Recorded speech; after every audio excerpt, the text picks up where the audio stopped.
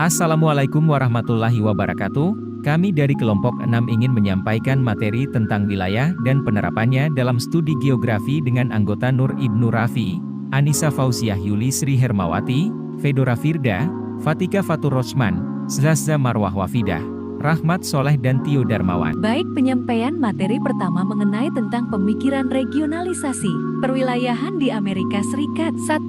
Memperlihatkan wilayah fisik utama Amerika Utara. Bentuk lahan yang digunakan sebagai kriteria untuk mendelimasi wilayah-wilayah tersebut. Peta bentuk lahan Amerika Serikat memperlihatkan wilayah fisik Amerika Serikat. Kriteria fisik yang digunakan sebagai kriteria untuk menjelaskan pola-pola wilayah yang meliputi iklim, vegetasi, dan tanah yang saling terkait satu dengan yang lain.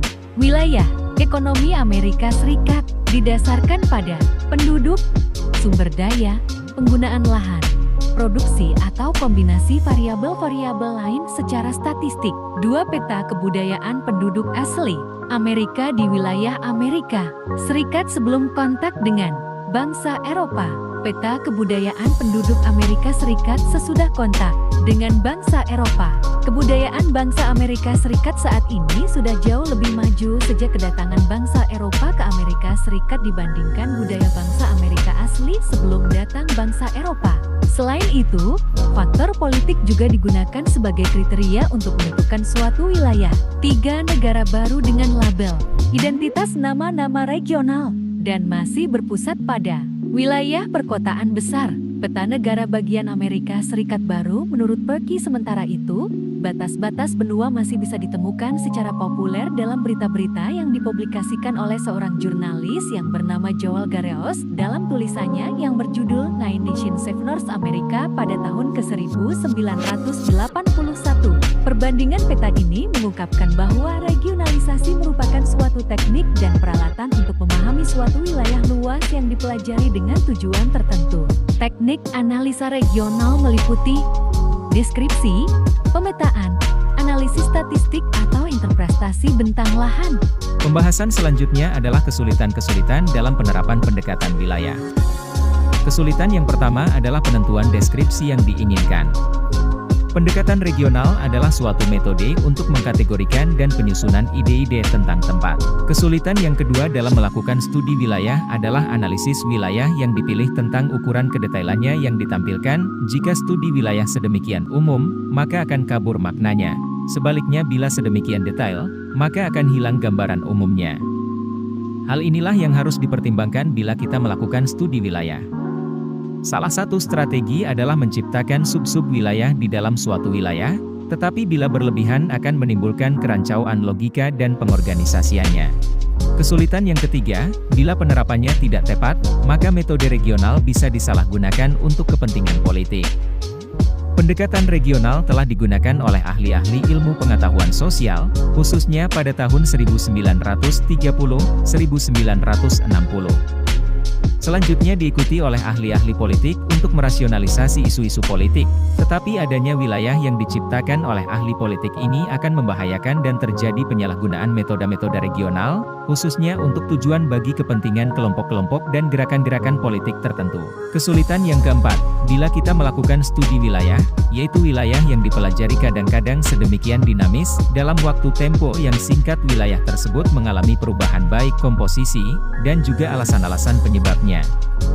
Pemikiran regional seringkali digunakan dalam studi sejarah dan dapat membawanya dengan ilusi bahwa suatu 10 tempat masih ada dalam suatu jenis riwayat waktu tertentu. Perwilayahan dibagi menjadi dua, yaitu perwilayahan secara formal. Region formal disebut juga region uniform dan bersifat statis, yaitu suatu wilayah yang dibentuk oleh adanya kesamaan kenampakan termasuk ke dalamnya kenampakan fisik muka bumi, iklim, vegetasi, tanah, bentuk lahan, dan penggunaan lahan. Perwilayah secara fungsional. Region fungsional disebut juga region nodal. Region fungsional bersifat dinamis dibandingkan dengan region formal, yaitu ditandai oleh adanya gerakan dari dan ke pusat. Pusat tersebut disebut sebagai node. Sejauh mana node dapat menarik daerah sekitarnya sehingga tercipta interaksi maksimal, maka sejauh itulah batas region nodalnya. Manfaat proses perwilayahan dalam dunia ilmu pengetahuan. Klasifikasi sering digunakan untuk dua manfaat dasar. Johnston, 1976, yakni sebagai alat penyederhanaan fenomena dunia nyata, sebagai alat pendeskripsian klasifikasi. Realem merujuk pada kawasan yang luas yang dibatasi oleh fitur-fitur geografis dan budaya yang khas.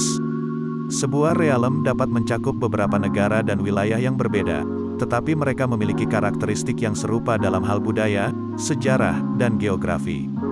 Contohnya adalah realem Mediterania yang mencakup sebagian besar wilayah sekitar Laut Tengah, termasuk Spanyol, Italia, Yunani, dan Turki. Selanjutnya adalah region.